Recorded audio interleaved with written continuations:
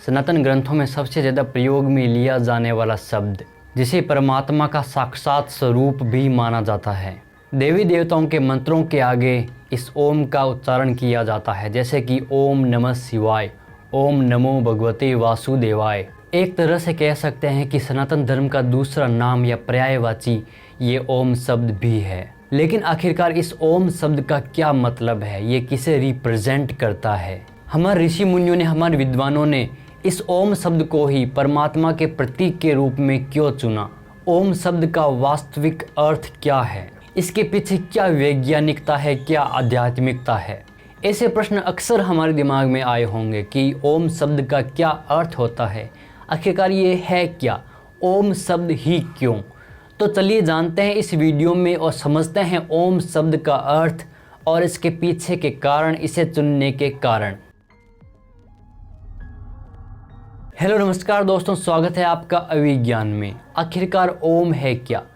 आपको बता दूं कि ओम अ, उ और म इन तीन शब्दों से बना है। ये तीन शब्द अपने आप में कई बड़ी बड़ी थ्योरीज को, कई सिद्धांतों को समेटे हुए हैं। आमतौर पर जब हम ओम का उच्चारण करते हैं तब ओम ऐसा बोलते हैं, लेकिन इसका वास्तविकता में उच्चारण होता है अ उ म, जैसे कि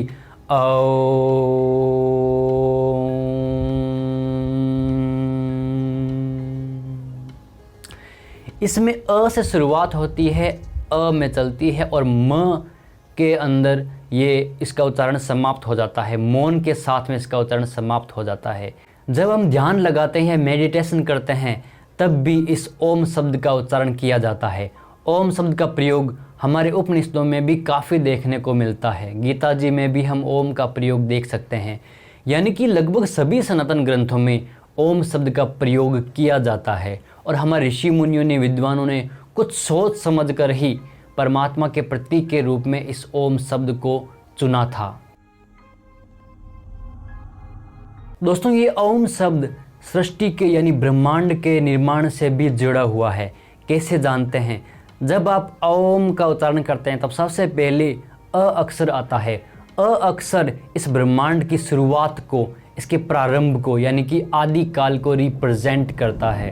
ये अ अक्षर ब्रह्मा जी को भी रिप्रेजेंट करता है, क्योंकि ब्रह्मा, विष्णु, महेश ये तीनों देवता मिलकर ही सृष्टि की उत्पत्ति, पालन और श्रृंगार करते हैं। एक तरह से ये तीनों देवता यानी सबसे पहले ब्रह्मा जी सृष्टि की उत्पत्ति यानी क्रिएशन को रिप्रेजेंट करते हैं, फिर विष्णु जी उसके इवोल्यूशन को यानी कि विकास को रिप्रेजेंट करते हैं, और भगवान शिव इस सृष्टि के श्रृंगार को यानी डिस्ट्रक्शन को यानी कि इसके अंत को रिप्रेजेंट करते हैं। उसी तरह अ, उ और म ये तीनों अक्षर इन तीन स्थितियों को रिप्रेजेंट करते हैं। ब्रह्मांड में जो उत्पत्ति, विकास यानी एवोल्यूशन और संहार यानी अंत होता है, इन तीनों टाइम स्टेज को ये तीनों अक्षर रिप्रेजेंट करते हैं। जब आप ओम का उच्चारण करते हैं तब अचानक आपका मुंह खुलता है, ओ, यानी कि अचानक से इस ब्रह्मांड की शुरुआत होती है। उपनिषदों में बहुश्याम पर जाइए, इस शब्द, इस मंत्र के द्वारा सृष्टि के आरंभ को दिखाया गया है। जब ओम का उच्चारण करते समय हम अपने मुंह को अचानक अ इस अक्षर के साथ खोलते हैं, यानी कि इस ब्रह्मांड की शुरुआत होती है, इसकी उत्पत्ति होती है। उ यानी कि सृष्टि चल रही है, इसका विकास हो रहा है, इसका इवोल्यूशन हो रहा है, वर्तमान चल रहा है। और जब म अक्षर आता है तब हम धीरे धीरे मौन हो जाते हैं, यानी कि सृष्टि का धीरे धीरे अंत हो जाता है और वापस से ओम की शुरुआत होती है। इसी तरह ये प्रक्रिया चलती रहती है। हमारे उपनिषदों में और वेदों में भी इसी प्रक्रिया को दिखाया जाता है। सृष्टि की उत्पत्ति होती है यानी क्रिएशन होता है, विकास होता है यानी इवोल्यूशन होता है, वो चलती रहती है, उसके बाद में इसका अंत भी होता है। ये समय चक्र हमेशा चलता रहता है, ये टाइम साइकिल हमेशा चलता रहता है। इसी टाइम साइकिल को, इस सृष्टि की उत्पत्ति, संहार को, इस ब्रह्मांड के टाइम साइकिल को ही ये ओम शब्द रिप्रेजेंट करता है। एक तरह से ये ब्रह्मा, विष्णु, महेश और अ, उ, म ये तीनों एक जैसे ही हैं। ओम ही ब्रह्मा, विष्णु, महेश को रिप्रेजेंट करता है। ओम एक तरह से हमारे टाइम को भी रिप्रेजेंट करता है। अ यानी कि भूतकाल, उ यानी वर्तमान काल और म यानी कि भविष्य काल। ये इस टाइम साइकिल को भी रिप्रेजेंट करता है। भूतकाल में इस ब्रह्मांड की शुरुआत होती है, ओम में वो चलती रहती है और म में अंत होता है। इसे किसी विचार से, किसी सिद्धांत से भी जोड़कर देखा जा सकता है, क्योंकि विचार की उत्पत्ति होती है, फिर उसमें कुछ चेंजेस होते रहते हैं, उसके बाद में उस विचार या उस थ्योरी के ऊपर एक नई थ्योरी आती है, यानी कि या उसमें कुछ चेंजेस होते रहते हैं या वो थ्योरी समाप्त हो जाती है और दूसरी नई थ्योरी आ जाती है। ये विकास क्रम आप प्रकृति के हर एक एलिमेंट में, हर एक प्रोसेस में देख सकते हैं। ये जो शुरुआत होना, चलना और फिर अंत होना, ये इस सृष्टि के हर एक पदार्थ में, हर एक विचार में, हर एक सिद्धांत में, हर एक विचारधारा में आप अगर ध्यान से देखें तो आपको ये चीज़ें नज़र आएगी। और इसी टाइम साइकिल को, इसी समय चक्र को, इसी समय की अवधारणा को ओम यह पवित्र शब्द रिप्रेजेंट करता है। ब्रह्मा विष्णु महेश की इस उत्पत्ति, पालन और श्रृंगार की जो थ्योरी है, इसके बारे में मैंने एक अलग से वीडियो बना रखा है। इसके बारे में डिटेल से जानने के लिए आप उस वीडियो में जाकर देख सकते हैं।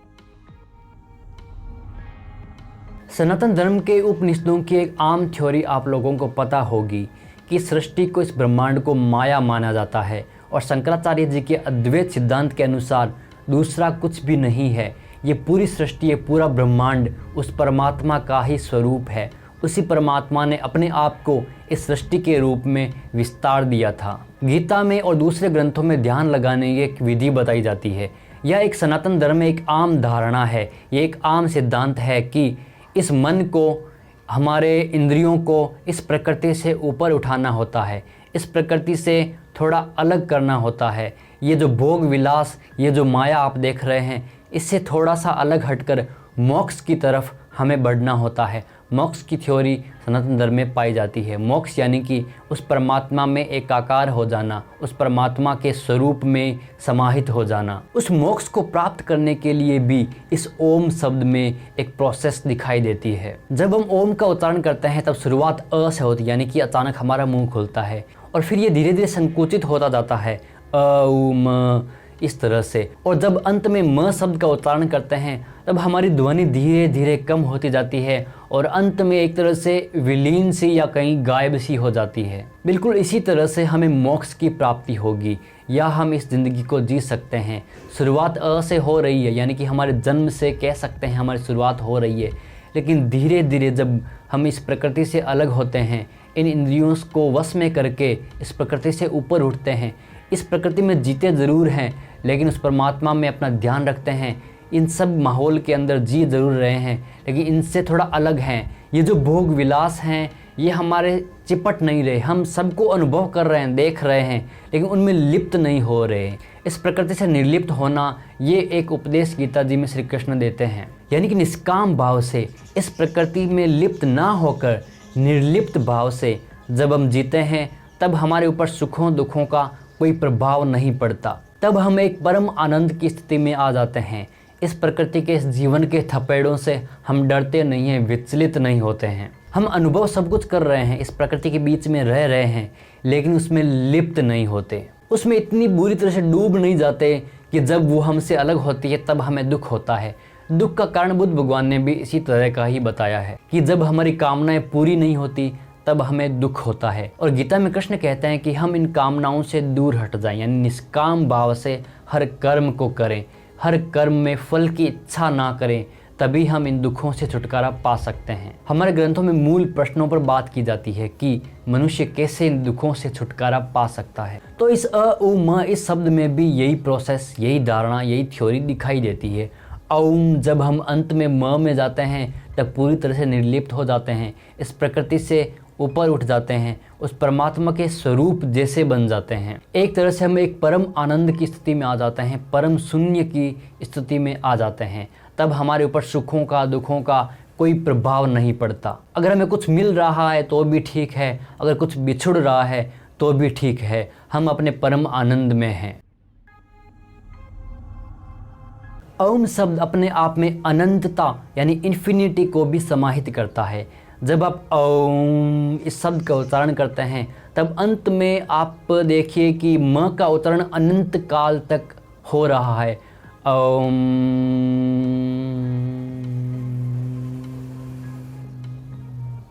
एक तरह से देखें तो कहीं भी म का अंत नहीं हो रहा है, यह निरंतर चलने वाली प्रक्रिया है, ये लगातार चल रहा है। एक तरह से ओम शब्द इस इन्फिनिटी को भी रिप्रेजेंट करता है। ओम शब्द का अगर आप डेली सुबह उच्चारण भी करते हैं तो ये आपके मन को काफ़ी शांत करता है, आपको मेडिटेशन लगाने में काफ़ी सहायता करता है, आपके स्ट्रेस लेवल को काफ़ी कम करता है। क्योंकि जब आप लंबी सांस लेकर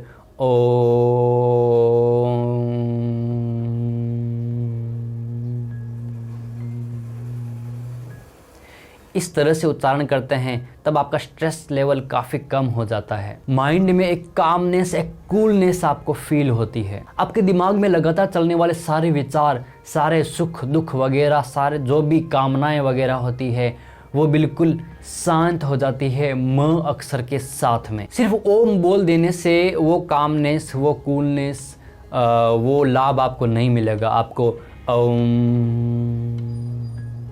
इस तरह से पूरा उच्चारण करना होगा, तभी आपको इसका बेनिफिट मिलेगा। ये एक ऐसा अद्भुत, ऐसा अविश्वसनीय इस ब्रह्मांड को, इस परमात्मा को रिप्रेजेंट करने वाला शब्द है जिसके ऊपर हमारे ऋषि मुनियों ने काफ़ी शोध किया था। इस ओम शब्द की इन सभी विशेषताओं के कारण ही इस शब्द को हमारे सनातन धर्म में खास जगह दी गई है। हमारे सनातन धर्म में कोई भी परंपरा, कोई भी सिद्धांत बिना किसी कारण के ऐसे ही नहीं घुसा दिया गया। हर चीज़ पर एक रिसर्च, प्रॉपर रिसर्च हुई है। हर किसी के पीछे कुछ न कुछ कारण है कि क्यों उन्हें सनातन धर्म में शामिल किया गया। मैं यहाँ पर उन परंपराओं की बात नहीं कर रहा हूँ जो कुप्रथाएं वगैरह होती है, उनकी बात नहीं कर रहा हूँ, वो तो समय के अनुसार बदलती रहती हैं। लेकिन कुछ ऐसी धारणाएं, कुछ ऐसे सिद्धांत, कुछ ऐसी थ्योरीज हमारे सनातन धर्म में है जो हमेशा चलती रहेगी। ये दुनिया कितनी भी बदल जाए वो हमेशा रिलेवेंट रहेगी। इस ओम शब्द में, इसमें खुद में ही एक दिव्यता, एक डिवाइननेस आपको फील होगी। अब जानते हैं कि क्यों पर ब्रह्म परमात्मा का प्रतीक इस ओम शब्द को बनाया गया। जब हम सनातन धर्म में परमात्मा की बात करते हैं तब उसे निराकार भी माना जाता है और साकार भी। वो निराकार परमात्मा इस सृष्टि में साकार रूप में अवतार लेता है, ऐसा भी माना जाता है। कर्म योग, ज्ञान योग, भक्ति योग, इन सभी तरीकों से उस परमात्मा को प्राप्त करने का प्रयास किया जाता है। हमारे धर्म में माना जाता है कि परमात्मा हमसे अलग नहीं है, एक तरह से हम उस परमात्मा का ही अंश हैं। लेकिन हम इस माया में खो चुके हैं। वो परमात्मा कहीं बाहर नहीं है, हमारे हृदय के भीतर ही माना जाता है। और जब हम ध्यान लगाते हैं और जब हम ओम का उच्चारण करते हैं, जब हम ओम इस शब्द से मोक्ष की तरफ, एक अनंतता की तरफ, इन्फिनिटी की तरफ बढ़ते हैं, तब हमें एक अलग तरह का एहसास, एक अलग तरह की फील होती है। तब हमें एहसास होता है कि हम इस प्रकृति से अलग हैं। हम ये शरीर नहीं है, हम ये प्रकृति नहीं है, हम ये ब्रह्मांड नहीं है, हम एक परम शुद्ध चेतना है और वही परम शुद्ध चेतना परमात्मा को भी माना जाता है। और जब हम मोक्ष प्राप्त करते हैं तो हमारी परम शुद्ध चेतना उस परमात्मा में समाहित हो जाती है, एक हो जाती है। और ये एकत्व, इस एकत्व को, इस अद्वैत को ओम रिप्रेजेंट करता है, यानी कि ओम उस परमात्मा को रिप्रेजेंट करता है। हर देवी देवता के आगे ओम शब्द इसीलिए लगाया जाता है ताकि आपको बताया जा सके कि ये देवी देवता अलग नहीं हैं, ये अलग अलग सत्ताएं नहीं हैं, ये सब उस परमात्मा का ही अंश है। वो ही परमात्मा अपने आप को अलग अलग देवताओं के रूप में प्रकट करता है। कृष्ण, राम, शिव, विष्णु, ब्रह्मा, ये कोई अलग अलग देवता नहीं है। ये साकार रूप में भले ही अलग अलग दिखाई देते हैं, ये कुछ टाइम स्टेज को, कुछ नेचुरल पावर्स को रिप्रेजेंट ज़रूर करते हैं, लेकिन ये सब एक तरह से उस परमात्मा से ही उत्पन्न हुए हैं, उसी परमात्मा का अंश हैं। हमारे धर्म में इस पूरी प्रकृति को ही परमात्मा का अंश बताया गया है। इसी एकत्व को, इसी अद्वैत को ओम के माध्यम से, उस परमात्मा को ओम के माध्यम से रिप्रेजेंट किया जाता है। सो दोस्तों, आगे से जब भी आप किसी के साथ डिस्कशन करेंगे तब आपको पता होगा कि ओम का वास्तविक अर्थ क्या होता है। ओम इस ब्रह्मांड की शुरुआत को, वर्तमान को और अंत को रिप्रेजेंट करता है। ओम इस टाइम साइकिल को रिप्रेजेंट करता है। ओम उस परम शुद्ध चेतना निराकार परमात्मा को रिप्रेजेंट करता है। ओम ब्रह्मा, विष्णु और महेश को, यानी कि क्रिएशन, इवोल्यूशन और डिस्ट्रक्शन को रिप्रेजेंट करता है। ओम इस ब्रह्मांड की इन्फिनिटी को, यानी कि अनंतता को रिप्रेजेंट करता है। सो फिलहाल इस वीडियो में इतना ही। मिलता है किसी और वीडियो में कुछ नए ज्ञान नए टॉपिक के साथ में। तब तक के लिए जय हिंद, जय भारत, जय सनातन।